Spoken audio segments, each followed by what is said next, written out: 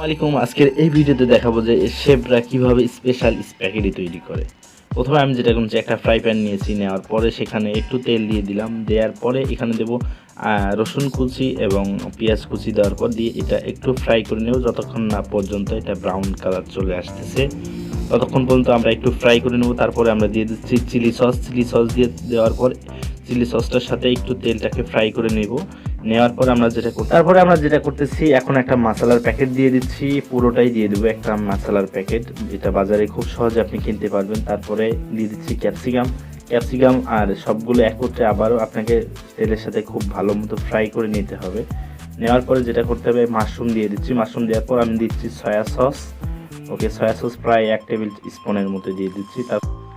তারপরে আমি করতেছি এখানে সুগার অ্যাড করতেছি, প্রায় টি চামচ দিয়ে 1.5 চামচের মতো আমি সুগার অ্যাড করতেছি। তারপর হালকা কিছু টেস্টিং সল্ট দিয়ে দিলাম। তারপর 1 টি স্পুনের মতো হোয়াইট পেপার দিয়ে দিছি। আপনার কাছে যদি হোয়াইট পেপার না থাকে তাহলে আপনি ব্ল্যাক পেপার ইউজ করতে পারেন, বাট হোয়াইট পেপারটা হলে ভালো হয়, এটার ফ্লেভার অনেক স্ট্রং হয়। তারপরে আমি দিয়ে দিচ্ছি 1 টি স্পুন চিলি ফ্লেক্স দিয়ে তারপরে আবারও ভালো মতো সবগুলো তেলের সাথে ফ্রাই করে নিতে হবে। নেওয়ার পরে আমি দিয়ে দিচ্ছি চাউমিন, অর্থাৎ যে স্প্যাগেটিটা সেটা আমি দিয়ে দিচ্ছি। এটাও আপনি খুব সহজে যে কোনো সুপার শপ থেকে কিনতে পারবেন। তারপরে আমি চিকেন দিয়ে দিচ্ছি, যেহেতু আমি চিকেন স্প্যাগেটি বানাবো সেই জন্য আমি চিকেন দিয়ে দিচ্ছি। তারপরে সবগুলো একত্রে আবারও ভালো মতো মিশিয়ে বা ফ্রাই করে নিতে হবে। নেওয়ার পরে আমাদের যেটা করতে হবে, এখানে কিন্তু প্রায় অলমোস্ট এটা রেডি হয়ে গেছে। তারপরে ভালো মতো এটা আপনাকে মিক্স করে নিতে হবে।